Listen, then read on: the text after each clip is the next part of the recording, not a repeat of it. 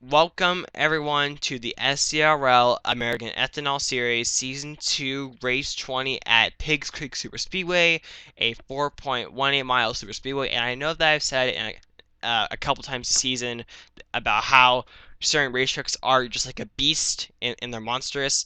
This track really is the ultimate beast because look at this. Look at how wide this racetrack is. Look at how big it is. Look at the elevation change. Look at how high the banking is. The banking has to be higher than the highest recorded banking ever, and that would be at 36. And two tracks have 36 degrees of banking, Coca-Cola and Hillside.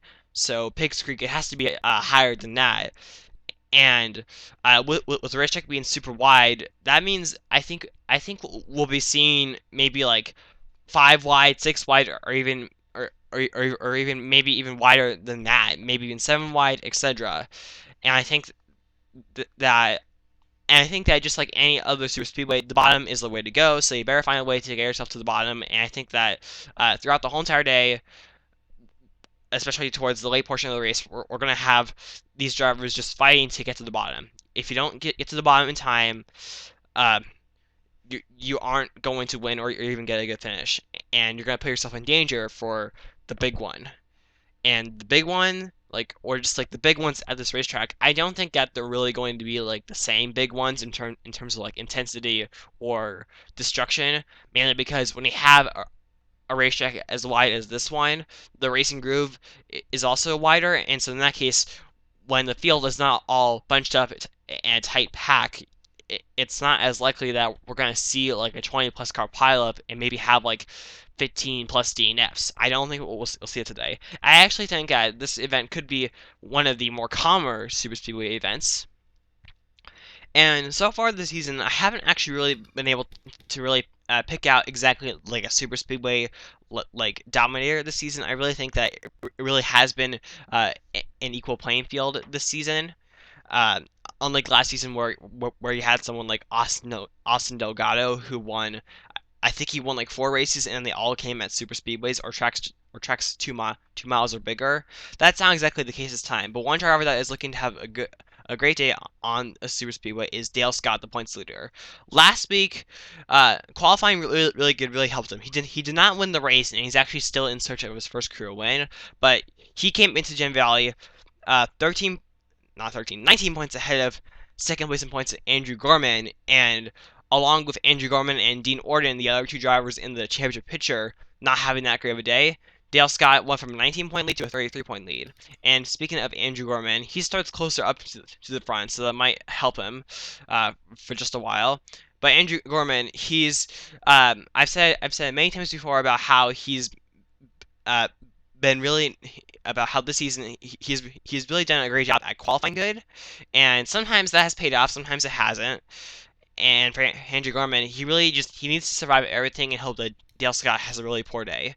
Same for Dean Orden, who last week it was really a dismal week, but these past few weeks have not been kind to him. A crash at Nashville, I believe, and then another poor finish at Gen Valley. So things are going to be interesting. So either this race, Dale Scott's going to have is going to have an even bigger points lead, or it's going to shrink. But we'll just have to find out. Anyway, now let's get these cars rolling off for the first ever time at this monstrous super speedway.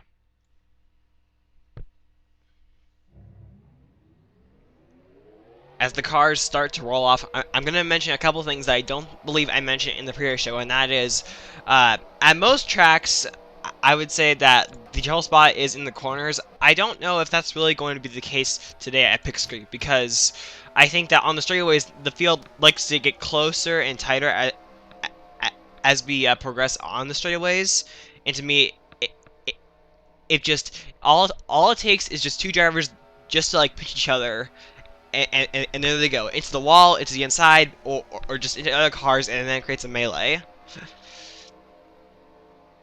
And also, because this track is so incredibly banked, um, if you can just make one mistake and lose the lead draft, or it doesn't really have to do with the bank. It's just like don't make a mistake at all. And anyway, Biff Crafton and Jonas Smith Jr. will lead us to the green flag, and as we head onto the front stretch, which also has a dog leg just before the start finish line.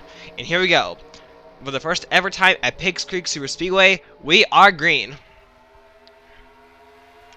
Garrettson are looking to go to the outside of Payne Keys, and here comes Payne Keys to the inside of Jonas Smith Jr. Jonas Smith Jr. can't throw the block. As here we go, the 4 and 5 wide is already beginning as Nick Smith goes incredibly high. And look at this. This really shows how high the bacon really is. Here's an even better view. As we see O'Neill Balver here. Jim Kelly going to the inside of Garrett Sindor. Now, down the back stretch for the first ever time. And as you saw in the previous show, there are elevation changes, such as right here, where basically we just went over a bridge that goes over a river. And here we go, down into turn stand 4. There are a couple of bumps in that section of the race course. And now look at this, 3 wide for the lead. Jim Kelly, Garrett Sindor, Payne Keys. The inside does work, and it will prevail. Ooh, I'm not liking this at all. Blaine Keys is getting super closer here to no, Bauer here. And there we go! There we go! Andrew Gorman here. Oh my goodness! Justin Thomas back up into the field. Dale Scott got some damage in that. Ooh, some pretty serious damage. Randy O'Neal has damage. Justin Thomas, oh my goodness, he's flipping. Daniel Voiles, the defending champion. Oh my god, another crash. John Martin, Lisa Gonzalez, Arsh Hossain, Club Crafton. I begun a record right here. No, it looks like things will be okay. But there we go. There is the first caution of the day, and it happens in turns 3 and 4. But I think that many NASCAR fans, not NASCAR fans, but I think that many people saw that coming. And it looks like Dale Scott will be out of the race, but Andrew Gorman, he also sustained some damage, so I don't know how that's going to affect him. Where's Dean Orton? Dean Orton in the 10th position. Now he has now the chance of him gaining a lot of points really just went up because of Andrew Gorman and Dale Scott gaining some damage. I had a feeling that was going to happen because, as you saw right there, as we went down the backstretch, the field got even tighter and they actually got even closer. I also think that they also do that because the side draft is very important. So to me, if you're on the inside and don't have a lot of help, you might use the side draft so that way you can maintain your position. I think that's another reason why we see these drivers choosing to get so close to the drivers on the straightaways. But once they get into the corners, the side draft is kind of useless, and it really puts you at risk of getting involved in a crash like we just saw. And now let's take a closer look. Nick Smith incorrectly pushes Andrew Gorman into the corner, and that's what causes Andrew Gorman to go right down in front of it, but at the same time he also hooks Blaine Keys, which also gets into O'Neill Balvin. And then right here, and Justin Thomas here trying to save the car, tries to go up across the racetrack here, and he hits Andrew Gorman right up in front of Ben Goldberg, Johnny Mills, Randy O'Neal, Daniel Voiles. They all had nowhere to go. And then right here, you see Dale Scott. He first avoids Ben Goldberg, but can't avoid Randy O'Neal, who is sliding down the racetrack. And Jacob Reed, I gotta say, that was pretty amazing driving to be right up high on the racetrack, and yet still able to avoid this crash. But anyway, up front, what happens here is that I think John Martin does not give Lisa Gonzalez enough room. Well, Arsh Hossain also came down the racetrack as well, so it was also that, and that's what caused that crash. And now let's go on board some drivers. Some drivers aren't happy that this wreck occurred. Dean Orton would disagree with them.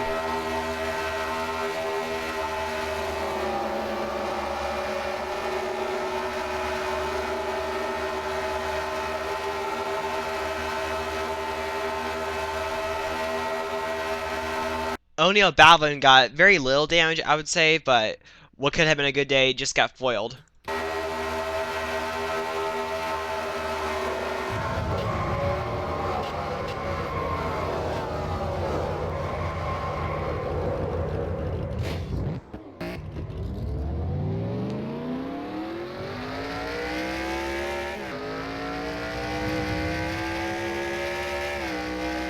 I think it's been a very up and down season for Justin Columbus, and this week will be a down, and I think that this week will also be one that he will hopefully want to forget.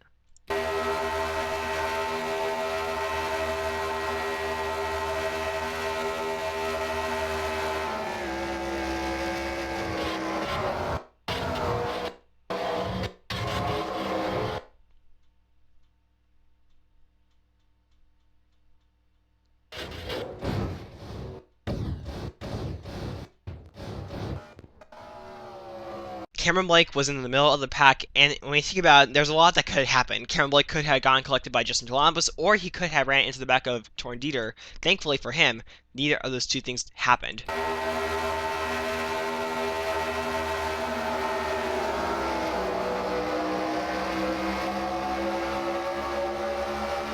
There was no way we were going to pass a chance to go on board Jacob Reed, but this time we're going to go from the cockpit. And with Dale Scott and Andrew Gorman getting involved in this crash, this might help Jacob Reed actually get into the picture.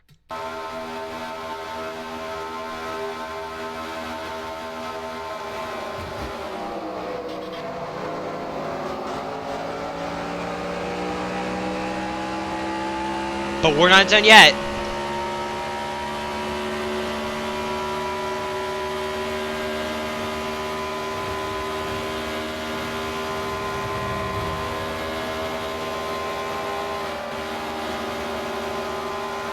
Everyone from Lisa Gonzalez to Randy O'Neal is out of the race, so that means that Dale Scott is out of the race. He will finish in the 39th position.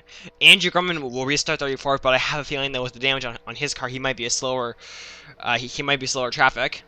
And now Jim Kelly, who got the lead,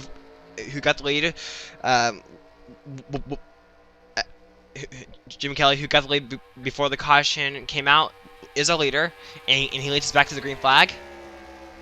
So now that they are restarting single file, I'm interested to see how long it will take before they get 3 and 4 wide again. Right behind Jim Kelly is Tony Valrio.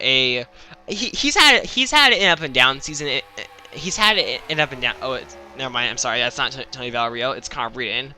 Their cars do look exactly the same in my opinion. Like I think like they have like the same sponsor and same overall color red. My bad. Connor Breeden, he's had a pretty up and down season, I would say. And right behind him is Garrett Sinor. And actually, here's something kind of interesting. Connor Breeden drove in this car 1 season ago.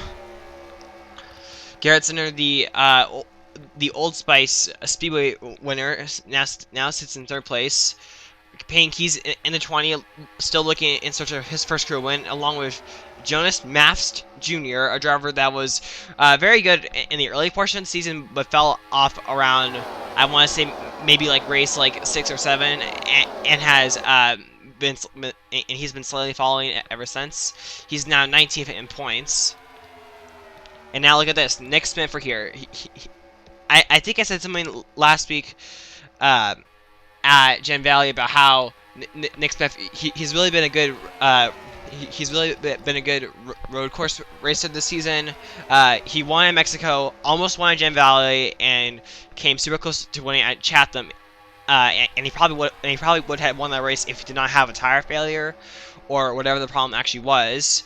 And now now we're seeing him have a very nice, great day at Super Speedway. He now moves into 5th place. Jim Kelly continues to lead, and I think maybe Connor Breeden. I think Connor Breeden, Jim Kelly, Payne Keys, and Nick Smith might want to stay in this single file position until Nick Smith is not assigned to. But the thing is, I think that some of the drivers might want to stay are choosing to stay in the single file position. Until the move is correct. But they might as well do something here, such as Garrett Sinor, because here comes Nick Smith charging to the front. That move had easily backfired on Nick Smith, but it paid off because Nick Smith he went to the bottom with no help. And look at this, he's doing it again. He's doing it again with Garrett Sinor. So Nick Smith he has a very strong car. He might actually take the lead next time by. But anyway, behind them right here, we now see Ben Braley in the 40, alongside Dean Orton. Dean Orton running inside the top 10, and with the struggles of Andrew Gorman and Dale Scott, this is a great day for him to gain a lot of points, and he definitely does not want to lose points, which he is right now by losing positions on the racetrack. Because in case you forgot, um, one position equals 1 point. So if you finish 40th, you're going to gain 40 points. If you finish first, you're not 40th. I'm sorry. If you finish uh if you finish dead last, you only gain 1 point. If you finish second, you gain 41 points because there are 42 cars, and every position equals 1 point, and so the most points you can gain is by first place, and so in that case, the higher you finish, the more points you gain. I know that was not really that great of an explanation, but here comes Nick Smith in the 19, looking to pass Jim Kelly.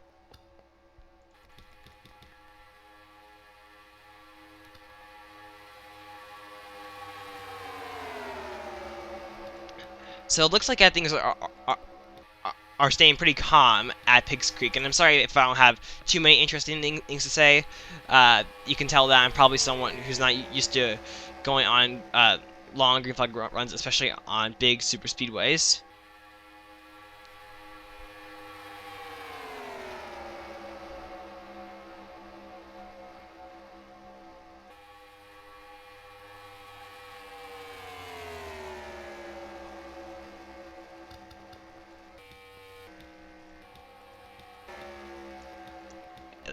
It looks like the top 31 cars are on the. It looks like the top. It looks like that the big pack consists of 31 drivers, and anyone else, and their main drivers that are not in the pack, they're just off the pace because of the damage that they suffered. Such as drivers like Lisa Gonzalez, who would actually have been moving up these past several weeks. Looks like she's going to get a poor finish. Blink, he's in the 88. It looks like even though, like, I think what really dealt him in was the fact about how he hit. I think the driver he hit was Randy O'Neill.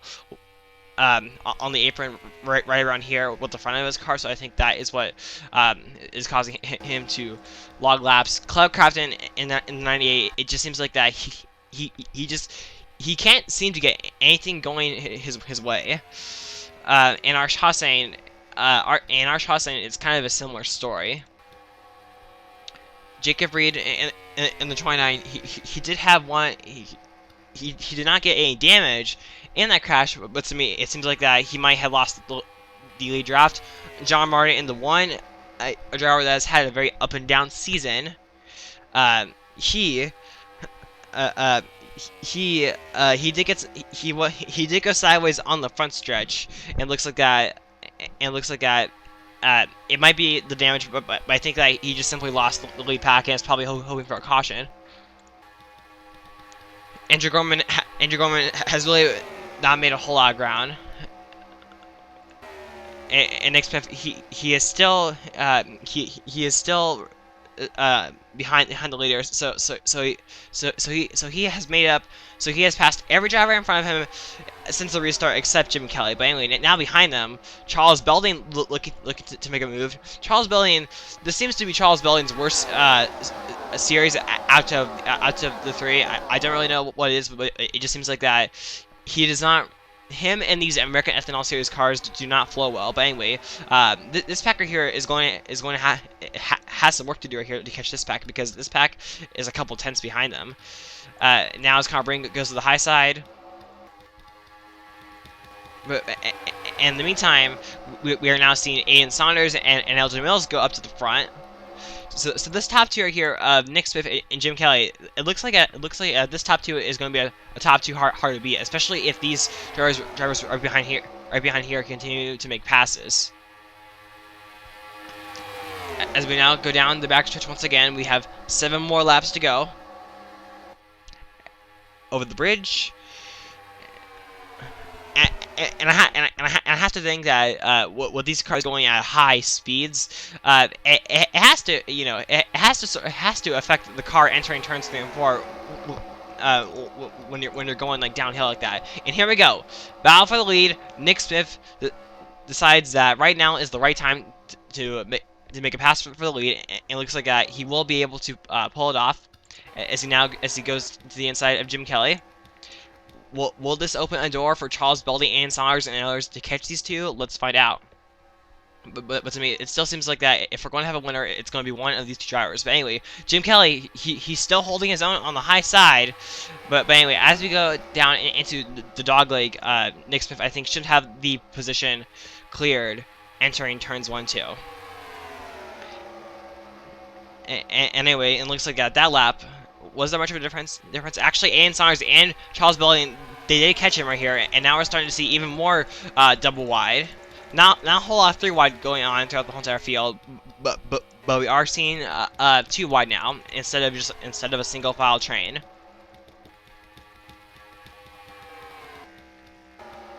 And it looks like Lisa Gonzalez, she's not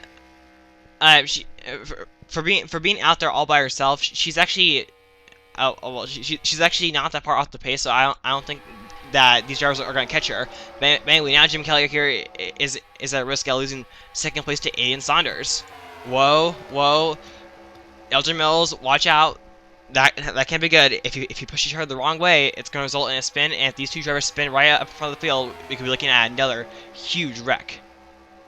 Watch out. Okay, Elgin Mills. Oh no. Okay, Elgin Mills let off the throttle just in time, and now look at this. Payne Keys, he's looking to charge his way back up to the front, along with Garrett Sinor, Ben Braley, the Chatham winner. Elgin Mills though looks like yep, he's now going to make the pass. Yeah, I think that it is more safe to make a pass on the straightaways than it is in the corners. But anyway, Nick Smith here, he continues to lead, but look at Elgin Mills. He is running a lower groove, which is a quicker way around the racetrack. Nick Smith right here, well, is he going to block Elgin Mills? If he's going to block him, he better do it now. Elgin Mills, I think at the last time this series went to a sort of monstrous and beast super speedway was Bullitt/Hartlepool, Season 2, Race 13, I believe, and Elgin Mills won the pole, led the most laps, and won that race. And while he can't do, and while he's not on the pole, and while he's not going to lead the most laps, he could maybe win this race, which is what he's doing right about now. Behind him, though, we are seeing Payne Keys and Garrett Sinor here, and they go down the racetrack here. There we go. Garrett Sinor is around. Ben Braley is as well. Garrett Sinor is still sideways. This is going to bring out another caution. You kind of saw it coming here. I'm kind of a little surprised that they didn't wreck when it was Elgin Mills and Ian Saunders, second and third place. But anyway, now this lead as now Ian Saunders, it's now reversed. Ian Saunders is now pushing Elgin Mills, and now Elgin Mills is going to lead all of these caution laps, and looks like that we might have a restart. But if we do have a restart, it's going to be with like 1 lap to go. Let's take a closer look and see what happened. I think if Garrett Sinor had just gone off the throttle for just a second, this would not have happened, because he was all over the bumper of Payne Keys, and then Ben Braley decides to make a move at, unfortunately, the wrong time right here, hook each other, and Garrett Sinor goes right down into Ben Braley, and they hit each other pretty hard, and Garrett Sinor and Ben Braley go for a pretty wild ride into the grass. Thankfully, none of the drivers came back up across the racetrack, or else we would be looking at a huge pile up. And now, let's take you back to the green flag. Here's something I didn't know. So as they were waiting to pick up the pace car, Riley Smith, John Martin were carrying just way too much speed. And then right here, Garrett Sinor right here, he slows it down just in time, but Jacob Reed did not get the same message. Garrett Sinor hits Riley Smith, and then Jacob Reed just nails the back of Garrett Sinor. So it looks like that Jacob Reed, right, I forgot that Arch House and Clip Crafton also got some damage. So I don't know, like, I know, like, with, like, how big of the racetrack is, their spotters or crew chiefs can't really see, like, turn 2 and down the backstretch, but to me, you would think that, they would had actually had like slowed down. So interesting. Anyway, now let's take you back to the green flag. Jacob Reed is out of the race, but Lisa Gonzalez is still on the racetrack, and now we have just 35 drivers on the lead lap. And now it looks like that with just one lap remaining, I think that our winner is somewhere located into the top 5. So will it be Abe Troxell? Will it be Jim Kelly, who I think has led the most laps in this race, or it might be Nick Smith? I can't exactly remember. Will it be Aiden Saunders, the New Jersey winner, and almost won not last week, 2 weeks ago in Nashville, or will it be Elgin Mills, who won at Bullet/Hartley-Pool, looking to get his second career victory today? Here we go. Let's see here. It's all about getting a good restart, and here we go. Green flag is out at Piggzcreek. Well, technically now it's white flag. And look at Nick Smith. He goes to the high side, but to me that's just not going to work. And Saunders now on the inside. He is taking the faster way around the racetrack, and that's going to allow him to catch right up to LJ Mills. And at this point in the race, if a caution does come out, it doesn't matter. We will still race back to the checker flag. And Saunders are here. And Saunders, I think he's going to need some help. He's going to need some help here, and he might get the help from Jim Kelly. Here they go down the backstretch. They are bump drafting. Well, not bump drafting, but they are so close to bump drafting. Here we go. And Saunders gets forced right behind Elgin Mills, trying to get something going here, but it's just not going to be enough. Can Jim Kelly now goes to the bottom? Can he win this race? He has Abe Troxell behind him. Abe Troxell looking for his first career win. And look at this. Elgin Mills to the high side. Jim Kelly to the inside. Here we go. Side by side. Into turns 3 and 4, it's going to be a drag race, or it might be a drag race. Abe Troxell in the 24. Can he make it 3 wide? Or here, he's trying everything. Jim Kelly, the South Boston winner. Here he goes. He goes to the high side. Here we go. Down onto the front stretch and into and onto the dogleg here. But Jim Kelly, he is going to get his second career he's going to get his second career victory, and it comes at Piggzcreek. So at first I thought, maybe Nick Smith is going to pass Elgin Mills, and then I thought it was Ann Saunders, but Jim Kelly, who also got a lot of help from Abe Troxell, scores his second career victory of the season, and now as I fast forward to pit road. So what a very interesting race here, and I think it is going to affect the point standings. So here is the finishing results. So Jim Kelly, Elgin Mills, Abe Troxell, Ann Saunders, Charles Belling, Connor Bryan, Nick Smith, Jonas Smith Jr., Dean Orton, Bill Crafton. That is your top 10. And Dean Orton, he finished 9th. Where did Dale Scott finish? 39th. Where did Andrew Gorman finish? 22nd. So to me, I think that the big winner of the points is Dean Orton. But I think that with where Andrew Gorman finished and with where Dale Scott finished, I think that Dale Scott is probably going to have maybe like like a 15-point lead instead of a 33-point lead, which is what he had entering this weekend. So last week I think I said I think I said something like, well, it looks like Dale Scott might take this thing home, and now I second guess that, because to me, now that Dale Scott's points lead is going to be shorter. Any mistake made in these next few weeks, I think really could be it can be very costly. And to me, in order to win this championship, you're going to have to drive a race with no mistakes. Because like I said, if you have a mistake, it could just take you right out of this championship picture and cost you a championship. Sorry. But anyway, that is Piggzcreek for you, and I hope you enjoyed this race. Be sure to rate, comment, subscribe, and buy. Congrats to Jim Kelly.